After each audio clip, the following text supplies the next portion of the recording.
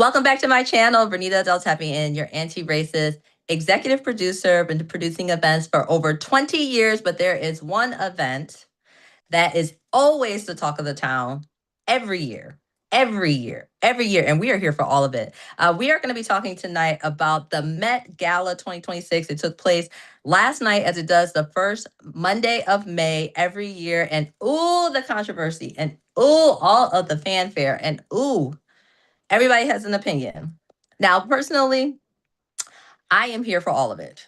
We are here for the protests. We are here for the fashion. We are here for the speaking up and speaking out.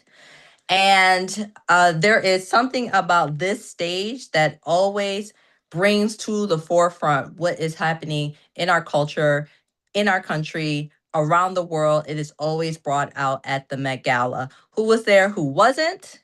But tonight, because in this space, we talk about event production, we talk about event growth, we talk about creating your own business as an event professional, and we certainly talk about how to outfit your event programming, particularly if you are in the C-suite or in charge of events for your organization. And tonight we are going to have our event review of Met Gala 2026. And the question is the Met Gala becoming boring? I gotta say yes. I have to say yes. I have to say yes. So personally, I was watching clips of the red carpet today. Usually I have been like over the years an avid, because I am also in the fashion space. Not only had such a large part of my career be around fashion shows, product launches, retail events, but just the presence, the excitement of the Met Gala has always drawn me every year to make sure that I am there and I'm fully present from beginning to end. No matter how long it takes for Rihanna to get there, we have always been here for it. And now, maybe for the first time in a while, I found myself watching the Met Gala and thinking, it's kind of boring. It's getting a little stale. It has a formula. And one of the things that we could say about events, particularly signature events, I would categorize the Met Gala as a signature event that has a certain look and feel, that has a certain cachet, that has a certain expectation of what it's going to look like on the night of the event. The challenge that can happen with signature events is when it's done over and over and over and over and over and over and over again for decades, the same way, is that it gets stale. I would challenge the producers of the Met Gala going forward in 2027. What is going to be different, particularly for the guest experience and for the audience experience, for such a key piece of the Met Gala, which is the red carpet? That is the most public facing piece of the night. Now, we know that there is a program that happens inside. There's dinner, there's performances, there's awards given, there's money raised. And so those who get to go inside of the event have more of an opportunity, if you will, to have a different experience from year to year. Depending on what's going on that stage or in that room, whoever's attending the event.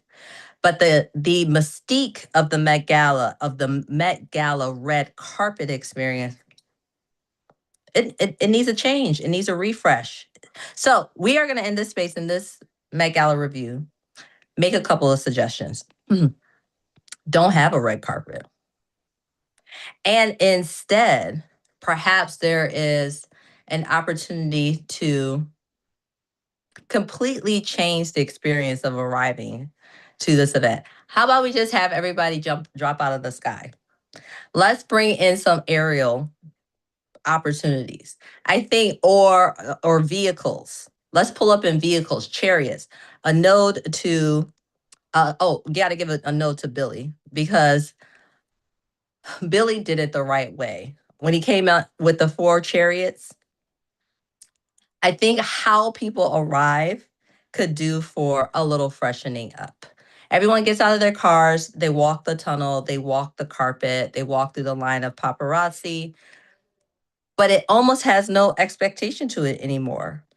even though everyone's outfit is different every year, I think how one way to consider freshening things up is actually how people arrive and let it be outrageous. I mean, it's the Met Gala, it's already outrageous anyway, so you just might as well take it to the next level.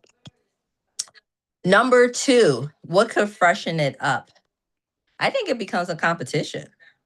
I think there could be a dance party in the front. I think that there is a different way to think about how photography interacts, how social media interacts, how we use AI and VR. There is just so much more that could be done on that red carpet other than people walking in, taking pictures, and going to the top. I would love to see more interactions with the guests in terms of maybe increasing the number of media outlets that are on the room, particularly media outlets of color, media outlets perhaps from contradictory viewpoints. Everything is the same. Everybody's coming with the like very similar point of view. When you scroll through your feed the next day, it's like all the same, the same, the same. Let's freshen up who is on the red carpet and who's asking questions. And last but not least, where are the designers of color? This comes up, and I had a similar idea last year. I think the Met Gala, if it really wants to set itself apart as doing more good than harm, there has to be a more intentional effort to make sure that designers of color are at the forefront. And that will require some of the majority designers to partner with. If you're Tom Brown and you have 4 tables, 2 of those 4 tables go to designers of color. If you are a public figure, a celebrity, an influencer, be more intentional about wearing Black designers and designers of color. I think that's to me, one of the biggest gaps on this huge, huge world stage is that when this is the night you get to tell the world what is important to you. And shout out to the people who did it this year, because I'm not saying it was not there at all. It certainly was. It always is. It's always present. But the opportunity to be more intentional is also present too.